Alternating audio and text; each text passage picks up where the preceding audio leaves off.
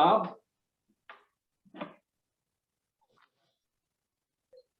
Okay, well, it's a real pleasure to have my friend Adrian, VK2WF. You know, I love 160 meters, and we have several other club members here, and also some guests that are really big 160 meter guys. And you know, we like to get on early in the morning to get that sunrise bump. And one of the first things I look for on 160 meters is Adrian's signal. He's like the beacon from Oceania. He's really got a tremendous signal. And so I really appreciate working him. He lets us know when the band's open. So it's a pleasure to have him here and to tell us, you know, what's the secret, Adrian? How do you do this? So please go ahead and share some of this news with us. Okay, thank you for the kind introduction, Bob. Let's see if I can bring up the share screen here. Right. Yeah. Ah, there it is. Okay. Let us begin. Anyway, welcome.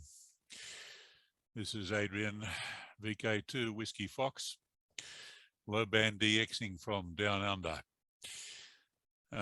Just a brief introduction of myself. My professional background was in telecommunications. I started work when I was 16, spent a lot of time doing installation work in telephone exchanges, radio installations. I worked on overseas aid projects in telecommunications, Indonesia. Worked for Civil Aviation Authority here in Australia in the air to ground HF systems, and finally finished up working in the defence industry with Talos, an international organisation which services stuff for the defence forces, among other things. So that's a bit of background. I'm now retired and pursuing something which had irritated me from the day since I left high school, and now I can bring my dreams to fruition. Now, this is how I see you guys. You are up there in the right-hand corner. This is how I see you in the evenings, and then the mornings as the sun rises. We have the openings towards Europe, and besides them, only a few connections with South Africa. As to where I am, I'm located about 160 kilometres south of west of Sydney in a rural village, about 650 metres above sea level. This is a satellite view of the station, and I overlaid it with the antenna layout. The little red dot there is the actual ham shack, a steel framed building, 3-car garage, which I could fit almost 6 cars in if I wanted to before I came. There are two main transmitting antennas. On one side is the 160 meter vertical.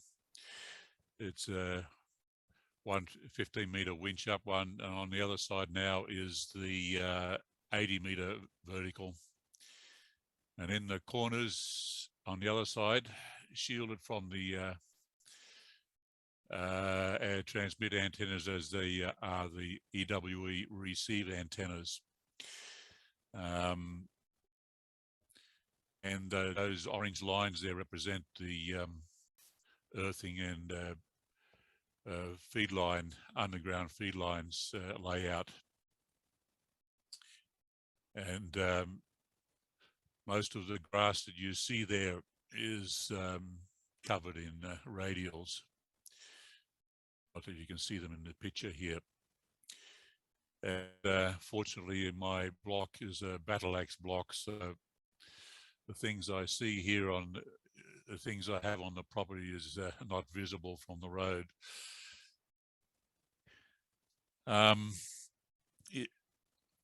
Here's a little introduction on the antennas itself. I purchased them from a company called Moonraker in Tasmania.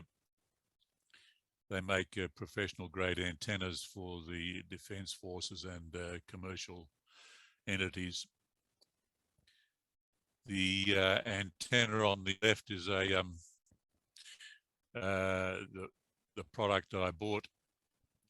It is described as a 15-meter whip, believe it or not, and is guided to withstand winds of 216 kilometers per hour.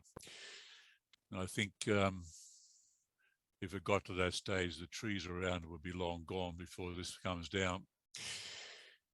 That was installed in 2017 when I first came on the air on 160 meters. And on the left is a latter purchase, which is known as the Type 100 MF, which is a freestanding vertical, 10-meter high, vertical, complete with capacity hat. Both of these antennas were designed as medium wave or NDB transmitting antennas. So if this introduction here doesn't enthuse you to buy antennas, at least you know where to go and get them from. You could visit their website. Now, there's just a few pictures here. This is the a few pictures relating to the installation of the antenna. The foundations is dug in a manner to provide lightning protection by virtue of the metalwork embedded in concrete. Is no good for RF, but certainly it does provide a good earthing, a grounding for the antenna in the event of a lightning strike.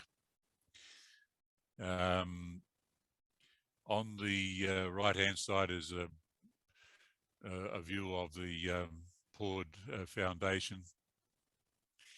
This is my first attempt at building such a thing, and it's bolted on with threaded rods, and you can see there is a piece of tubing coming out of the concrete for the feed line. The radial base plate is a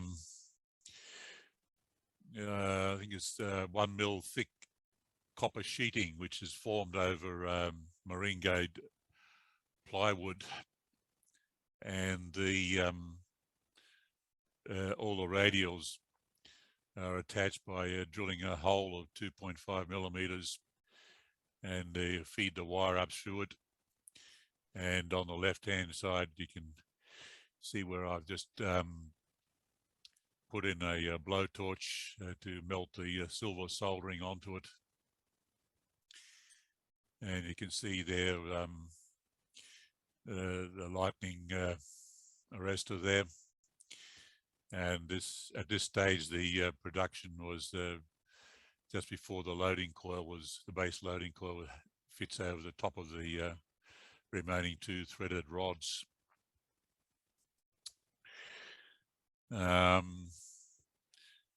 These are a multitude of pictures here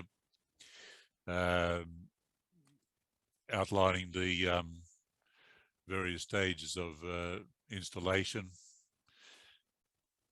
This trench was dug, it's about 40 meters long, and it required, it was all dug by hand in those days, so it was much fitter. The trick here is to feed the cable through the conduit and glue it up before you drop it in.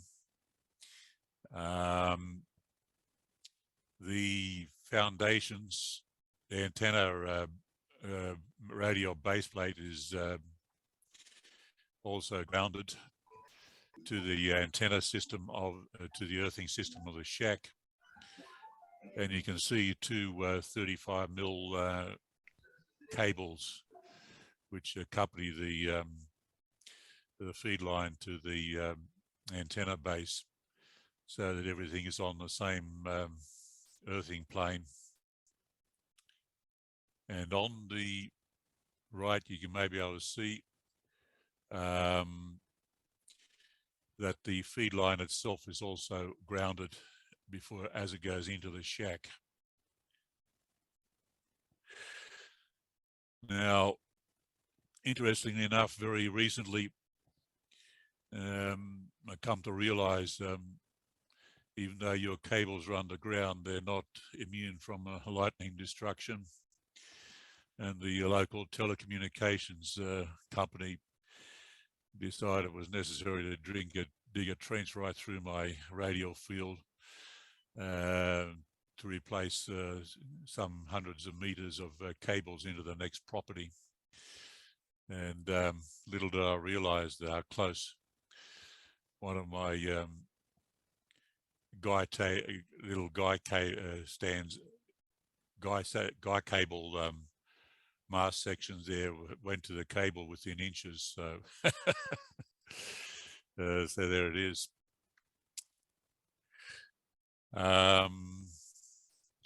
This is a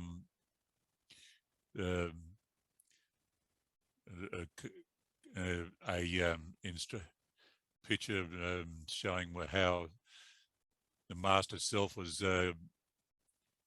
built in 3-meter sections, and the jointing is quite professional, and it requires greasing and sealing against moisture.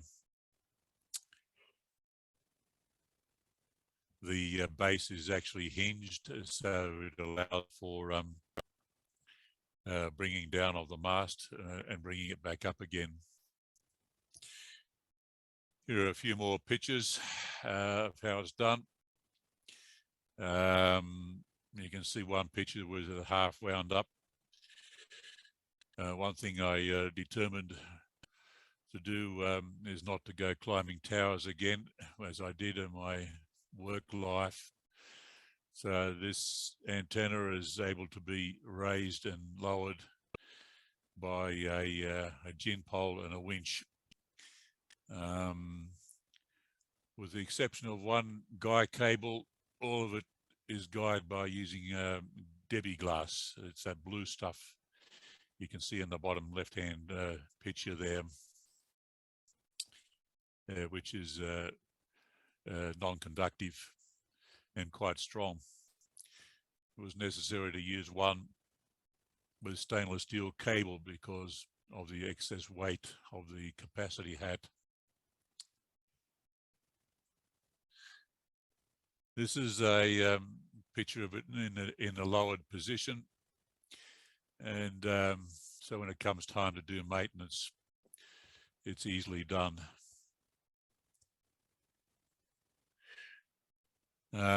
Since 2017, I've tried out numerous top and bottom loading coils, all with their drawbacks, but I've since come to as I'll show you shortly, the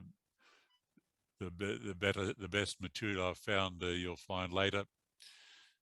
But as you can see, the base loading coil is a fairly serious construction. And I've done my best to ensure losses are to a minimum. You might note that the connection to the mast there is of it's about 3-inch wide aluminium strap for the lowest loss. Yes, I've tried different top loading coils.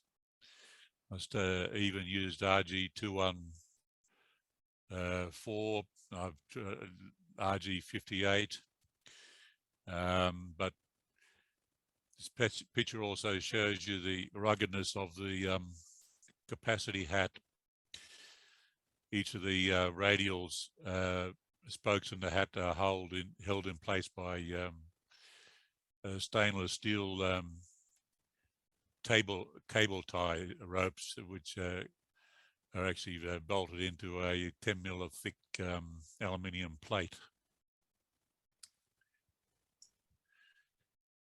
Now, the efficiency of the setup as it was in 2017 wasn't all that great. And I measured the efficiency by means of, first of all, determining the radiation resistance. But first of all, you need to understand the gold standard in a quarter wave vertical radiator over a perfectly ground plane is about 36 ohms. The graph here on the right, it shows you an interpolation of what the radiation resistance of a length of radiator for a given height in degrees. And my calculations here suggest, given its length and so forth, the feed impedance was measured at 27 ohms, and the radiation resistance was 11 ohms, giving an impedance of, the efficiency of 40.7%. So at that time, I was losing quite a bit.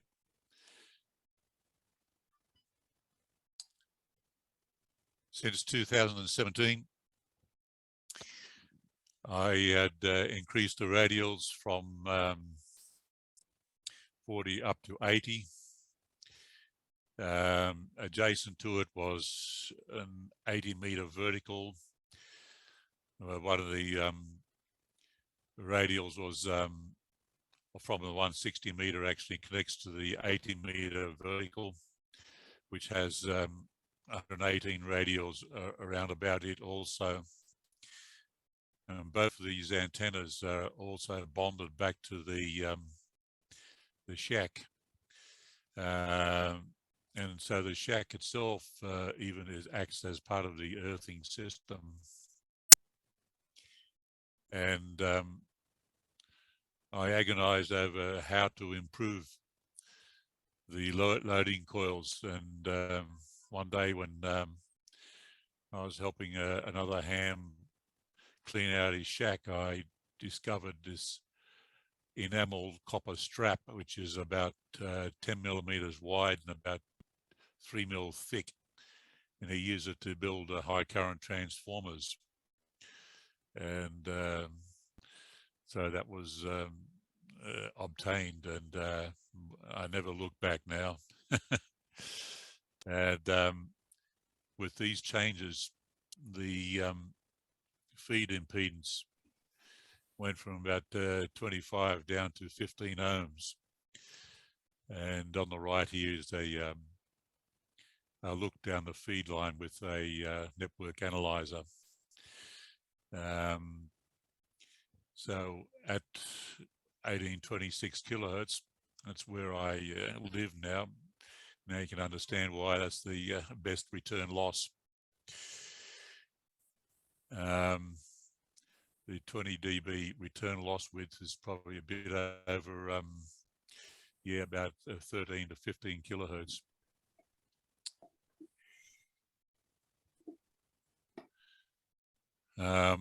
This is how the loading coils now look.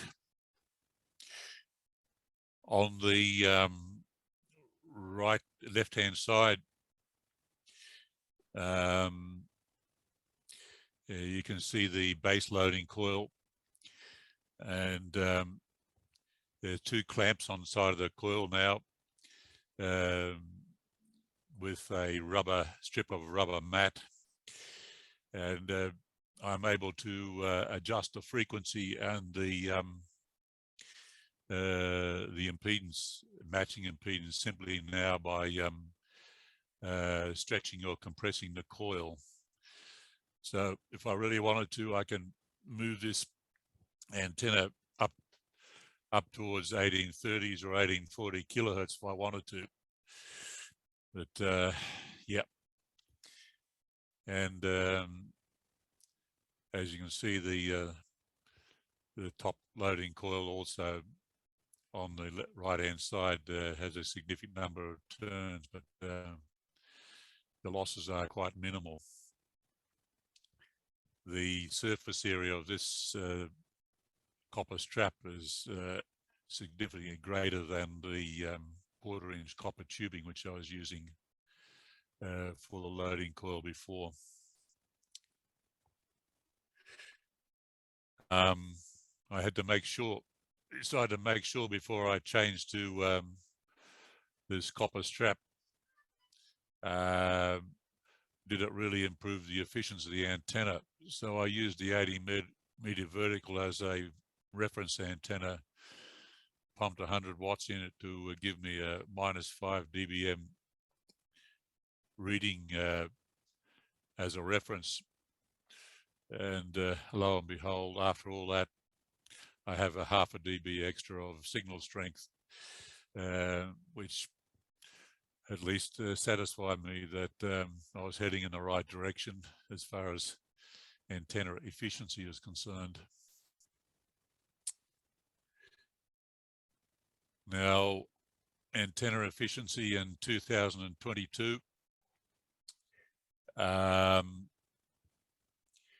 The 160 meter antenna still has a radiation resistance of 11 ohms by virtue of its height, and the feed impedance is now measured to be 15 ohms, and the efficiency is 73%. That's what I calculate, which is about 1.5 dB down on a gold standard conceptual quarter wave gold standard vertical antenna. The 80 meter antenna across the other side of the driveway, it stands at about 70%. I haven't done much work on it to further increase it, but that's giving you some idea. I'm using LDF 450 feed line, by the way. Well, how well does it work? Even though the local RBNs show up, there is still DX somewhere. Thanks to people like Jeff, VK2WF, I can still compare signals and propagation. On the left is a little snip from the ON4 KST chat. And even though I'm called CQ, nobody comes back, nobody seems to hear me. I only get local RBNs, but somehow the signal makes it right over to the other side of Canada. And this a little snip from the chat room was only taken about 4 or 5 days ago. It gives you an indication of where I was. I was getting into him at 449, 459, but at the end at his sunrise, I was up to 599. So that was on the 2nd of May, by the way. Now this is a little view on the EWE antennas I use for at the back corner of the property. It's built on poles about 4 meters high. All the cable reticulation is done underground. The receive section, each of the end of each EWE antenna is separately cabled into the antenna bulkhead. Coaxial relays are used to select which antenna is to be used, and it even selects which end of the EWE the termination is applied and which end is used for receiving. I employ also a Homebrew noise cancelling system. This drawing was done some time ago, at which time I used a flag antenna to sample the noise. But now I use the transmitting antenna during receive to supply a noise signal for the noise canceller. What's not shown on this drawing is an attenuator, which brings it right down to the right. I employ all up to 4 different receivers on receive. The signal comes out into a receiver multi-coupler.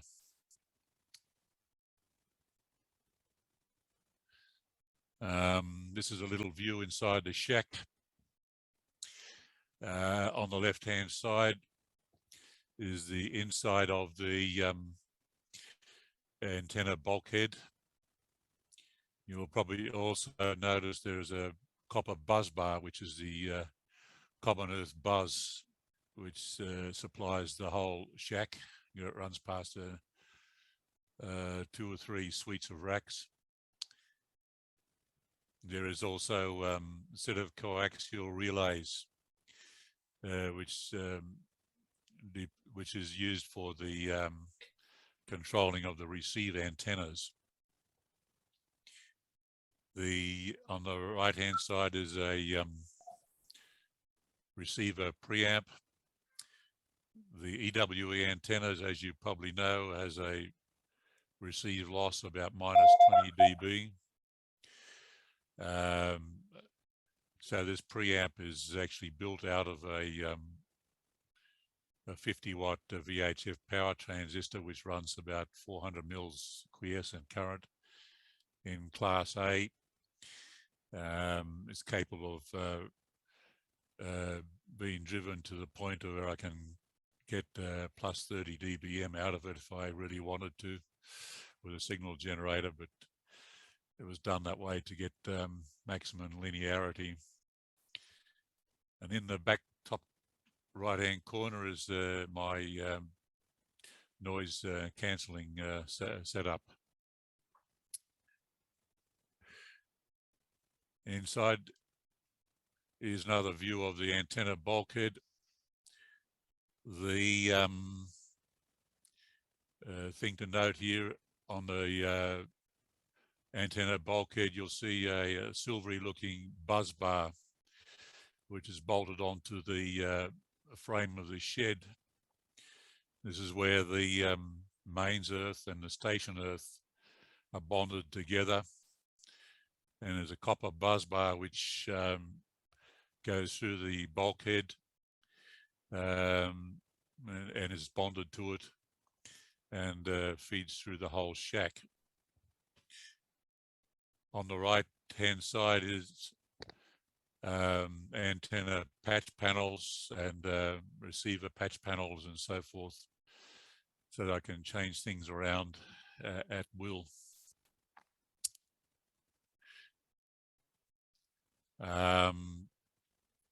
Yes, some of you noticed I can hear quite well.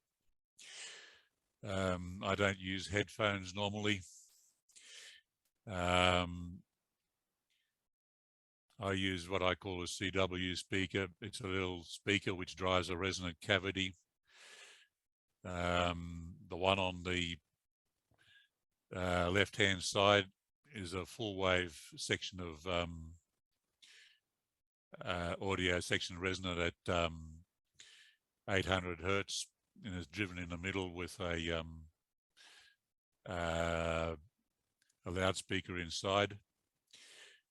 And the right-hand one is driven with a loudspeaker. It's got two speakers in it for a narrow and wide selection, but it's only a quarter wave section of audio tube there. My receiver of choice is a Hagenuk RX1001. These are also used by the Australian Navy as a matter of interest in their Anzac class ships. They were manufactured in the 1980s, and in those days they would have cost you the value of a brand new motor vehicle. I like these receivers because they have a selection of crystals which take you from 6 kilohertz down to 100 hertz.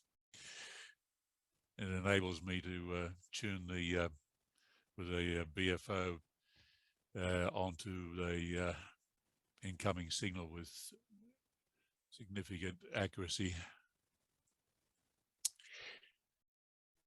Here is something about the station earthing. On the back side of the shack was dug the length of the shack about 11 meters. It's a complete embedded electrode using 35 mil copper cable, and where this marker pointer is, there's two cables are coming up into, which goes up onto the Commonwealth bus, and there's some other cable here which grounds a nearby winch up mast.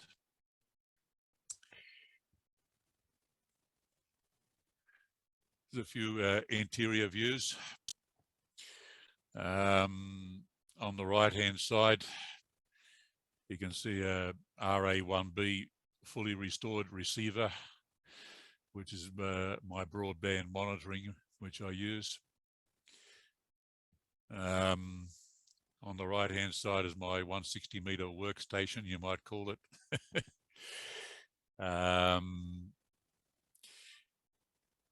So that's how it sits at the moment. There's another view of the shack.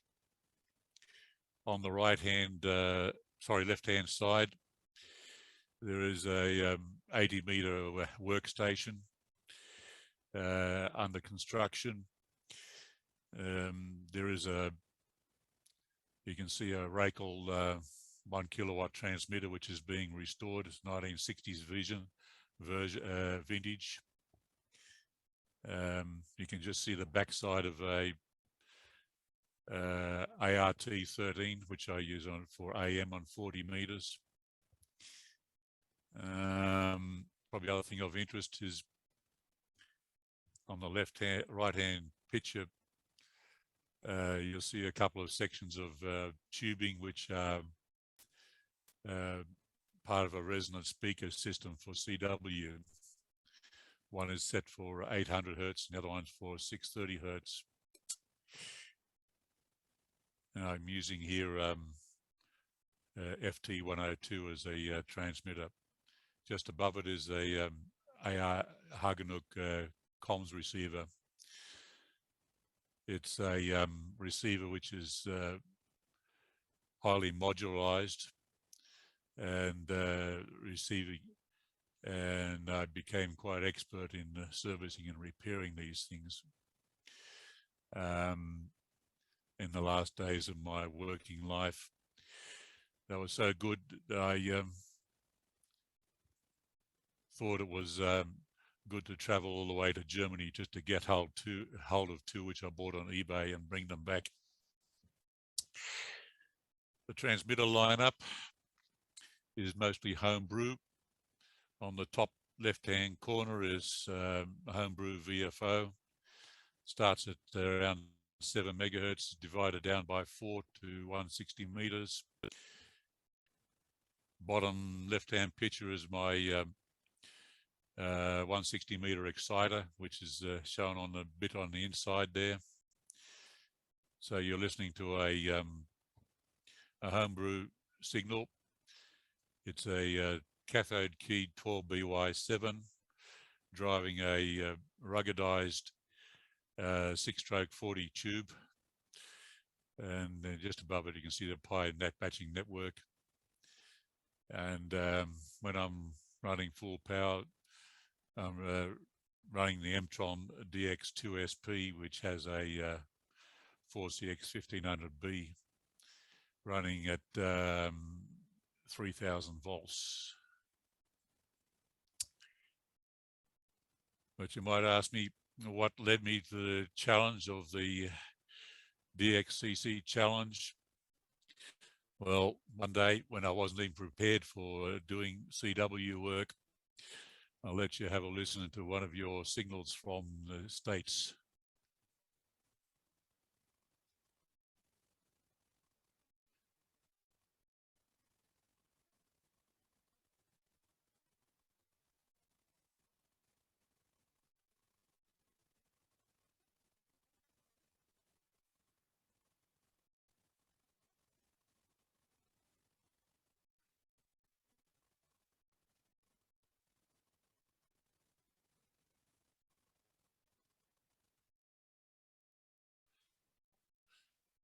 So I was able to work W4ZV with just 20 watts, and I thought, wow, there is really something to be had in 160 meters. So I got the dreaded 160 meter disease.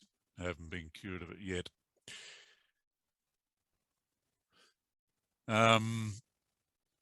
This is a little group of 160 meter addicts inspecting, doing an antenna inspection on at the site. That's me on the left-hand side. Tommy VK2IR and VK2GR. And you can see the loading coil covered with a upside down bucket and so forth. So there you go.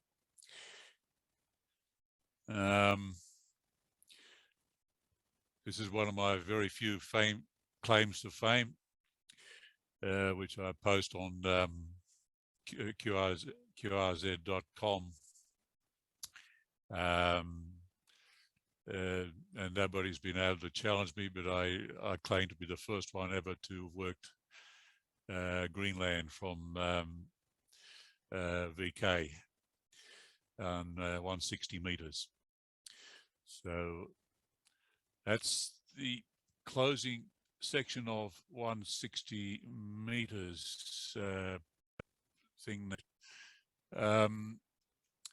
Not sure whether you want to have a pause, and I could just take you for a quick run through the installation of the 180 meter vertical, if that's okay with the Master of Ceremonies. Oh, please continue. That'd be great. Okay, shall do. Aha.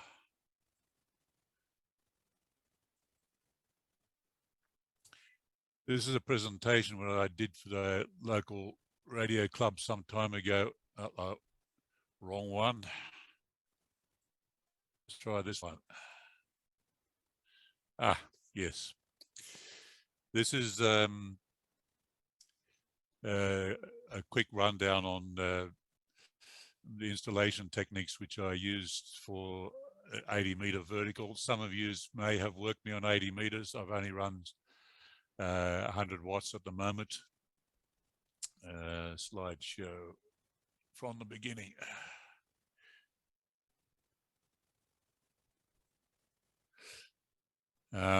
This is another product from the Moonraker.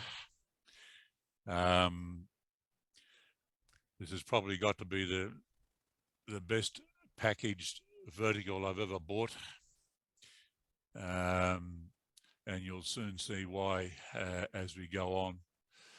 But this shows some details of the construction of the base insulator and so forth. I got this one with a hinged base also. Back in middle of last year,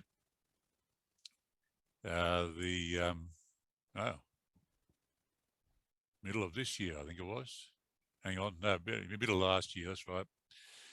Started working on the trenching, and I was not going to be left digging with a crowbar and a shovel this time, so I did some extra help here with a trench digger and I call it a sucker trucker here, vacuum trenching here. I didn't particularly want to go messing around with the three-phase mains where I had a crossover point. And there's just a few stages of the construction of the installation of the feed line down to the antenna. You might notice here is also a heavy green cable, which is the bonding of the earthing of the antenna down there. This is the initial dig out of the feed line. I'd already terminated the feed line in a drainage pit here on the corner. The earthing cable is yet to be attached to it.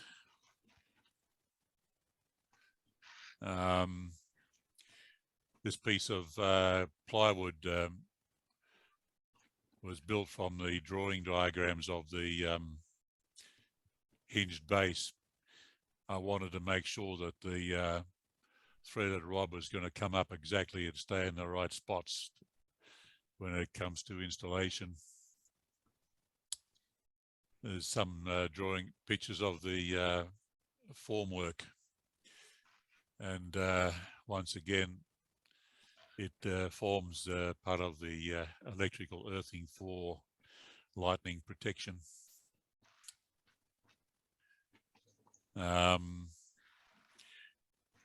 And likewise, there came a time to get the concrete, and the ground was so wet I was not going to risk having a concrete truck coming on there. The weight would have simply destroyed the foundation digging. So it was a mix and pour of about 60 bags of concrete by hand, which gave me the opportunity to control the pouring of the concrete. A couple of stages in the concrete here.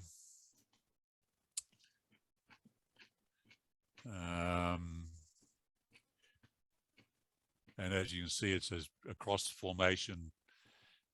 So really the foundation is quite wide, but it's mostly underground. I use a little manhole here, and the last bit of the cabling to the mast is uses RG214 pigtail, which is pushed up onto to the bottom of the loading coil. This is the radial base plate. This time it's made from 10 millimeter thick aluminium plate. Took a few days to drill the holes and tap them.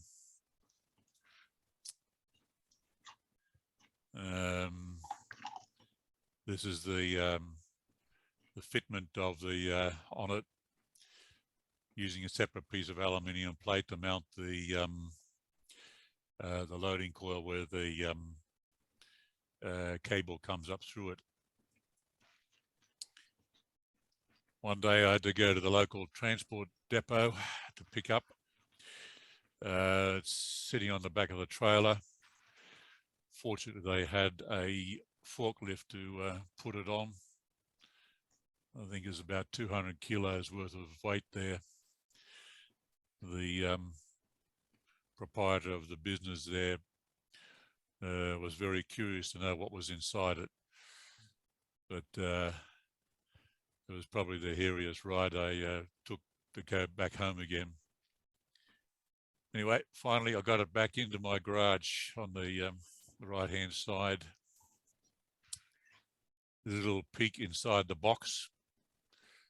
I don't think there'd be too many amateur grade vertical that come this well packaged somehow.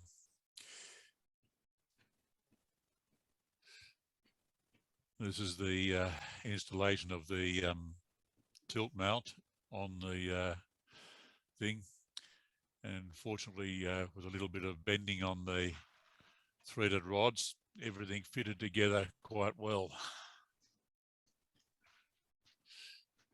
Took about a week to install the radials. I intended to have 120 radials, but somehow I miscalculated on the spacings and ended up with 118, but that's still good enough. The ground was very soft, and with a shovel and a stick, I was able to poke it down very easily. I think there's about 2 or 3 kilometers of buried radials around it. Various stages of installation here. It came time to put it in.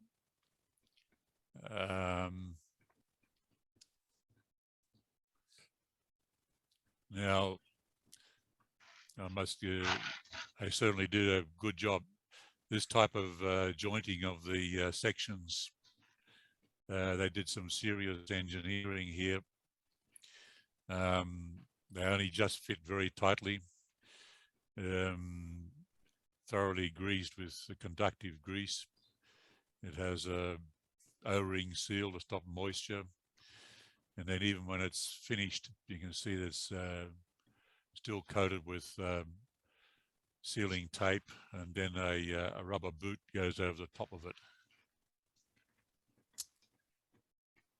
This is the top end of it. This antenna comes with a loading coil, which is bypassed, but it was intended for NDB use, so there's no use to me. And there's, as you can see, here is the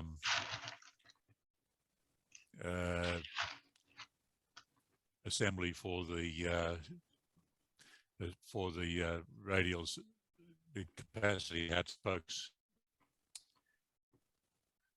Make sure that the moisture is no problem. The holes are filled with grease before you put the screws in.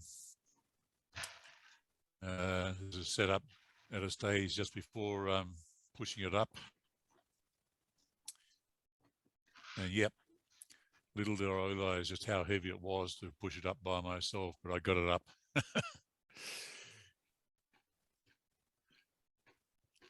Loading base loading coil set up.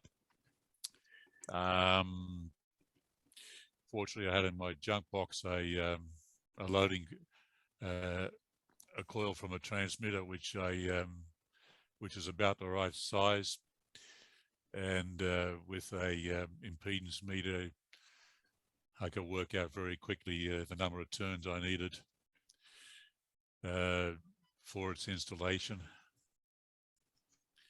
Just a close look at the base loading coil.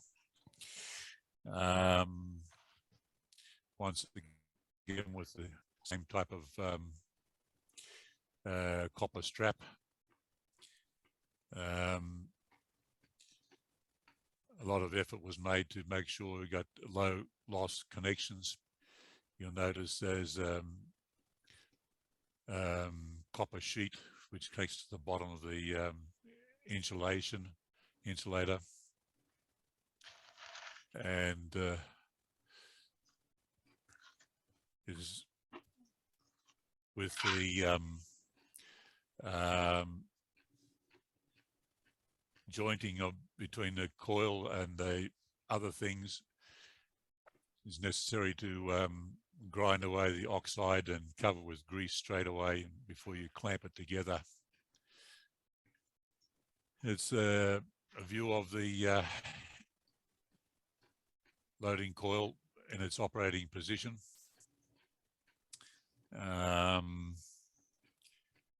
Yes, and this is without the weather cover put on it. You can see how the cable just comes up and terminates right onto a N-type connector.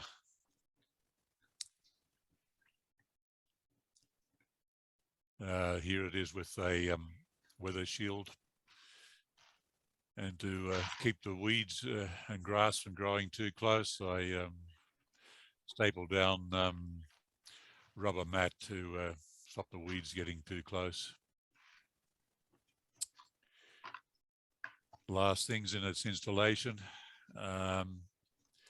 Yep, the grounding of the cable as it enters into the shack, and the termination in on the antenna bulkhead. And then all once the audio, there we were, you were. Ah, there we are. Yep. Okay, I don't know. I'll just quickly finish then. Yeah, no, go ahead. I had wondered how to further improve it, but I've still got work to do on this one with increasing the capacity hat with by joining the tips of the capacity hat. But that's a minor detail here. Anyway, is the finishing touches. Make sure I don't have any trouble with corrosion on the radials. I painted it all with bituminous paint there. Here is an antenna view looking from the 80-meter antenna in the foreground and the 160-meter antenna in the background. We had a severe drought in 2019, which brought on the bushfires. And you'll see there's a big gum tree in the background there, is now dead. That's how dry it was. This is looking east towards the United States. Ham shack in the back corner there, and the residence.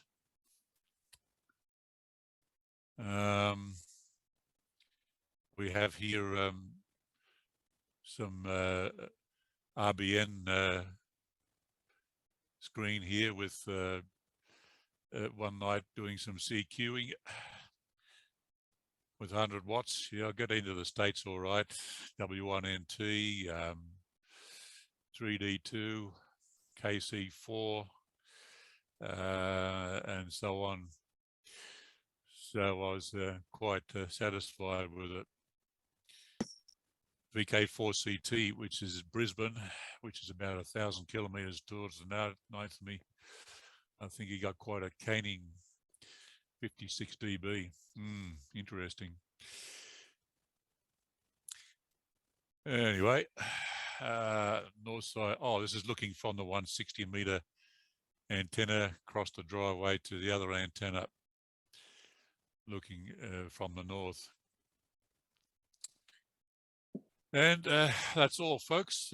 Thank you for watching. This is one of my neighbors. He's checking out the installation too. So there you are. Thank you very much.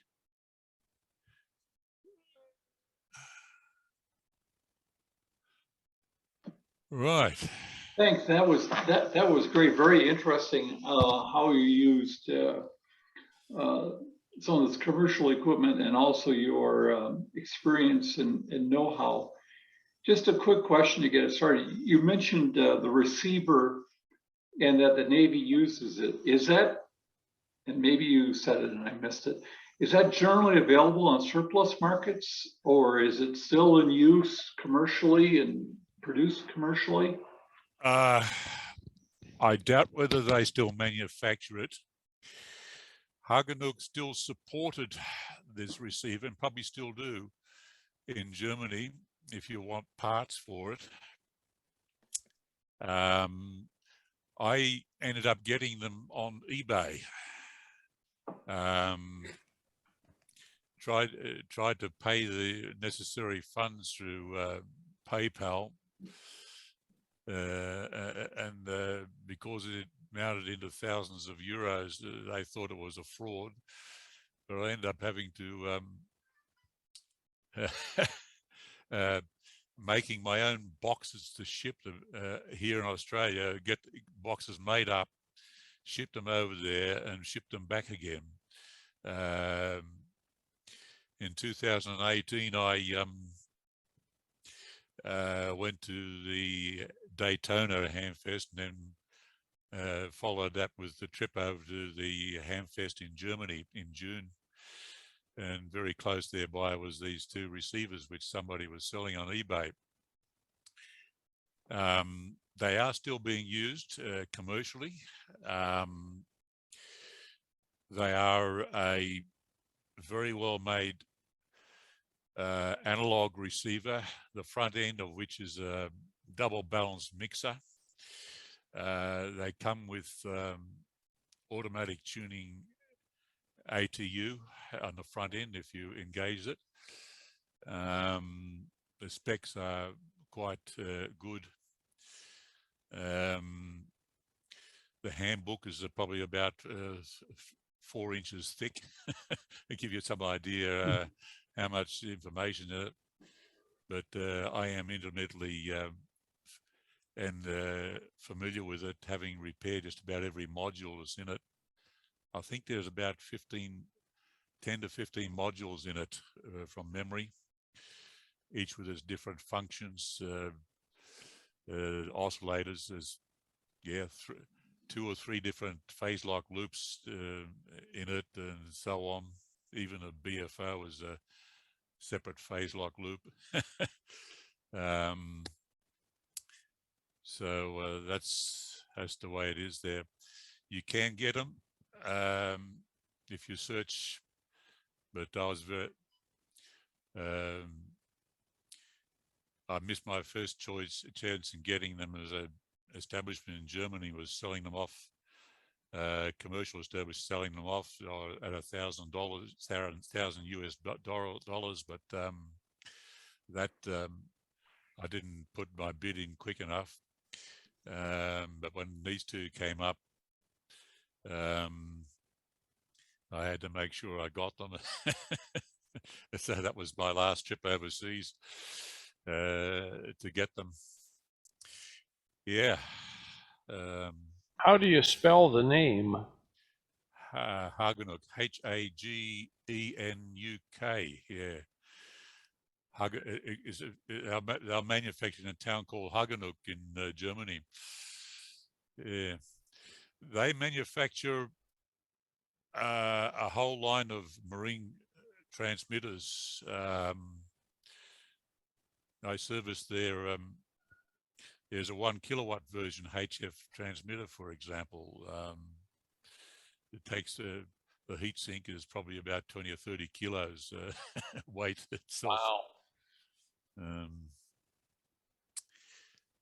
In a typical Navy ship, there would be about 8 or 10 of these receivers, at least 4 or 5 of these transmitters, all in a sealed up in a shipping container. Yeah. So that's a little rundown on the setup here as we have it. Well, I really enjoyed your presentation, Adrian. Boy, you do beautiful work, just really beautiful, beautiful work. And regarding the antenna, the thing the two things I love the coil. I love the loading coil. That was great. But I was especially interested in the construction of that capacity pack. Yeah, Wish I had some better pictures of it, you know, I because can that's pretty cool. I can send you later on some better pictures of it.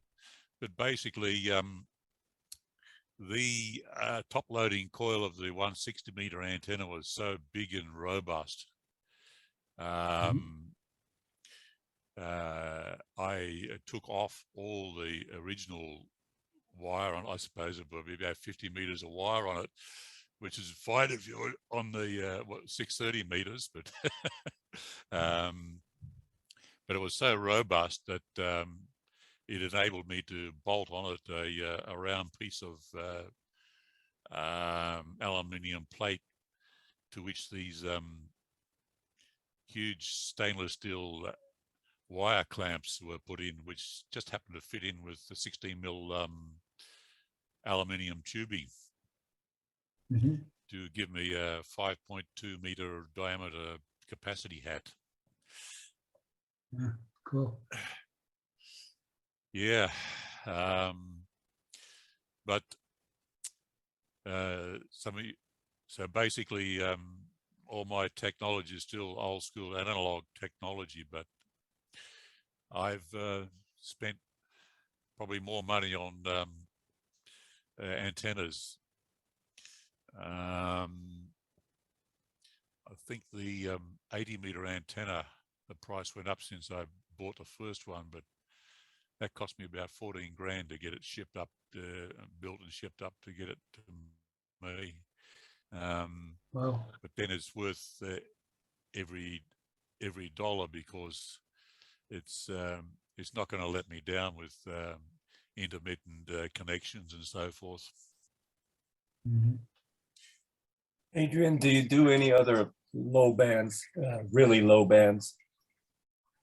Not yet, no. I've been asked many times to get on the 160 meters, but I'm not sure whether that would require some serious bit of engineering to do it properly. I could modify the 160 meter vertical to give me two bands, but I'm not a great fan on modifying, doing antenna switching and so forth out there remotely for the sake of reliability issues. I did a lot of work at work with automatic tuning units used on ships and so on, and they are to get good reliability, even those are actually hermetically sealed, and the air is expunged and inserted and loaded up with nitrogen, just to ensure that the relay contacts and so on are going to work. You know, that's the type of issues that you have. All right for casual ham use, but like me, if I'm serious about getting DXCC, I want my antenna to work every time and whenever I'm ready. Right. Yeah. So, but I put so much time and effort into infrastructure here. I'm hoping I can sell it off to some other ham rather than trying to strip the whole place down.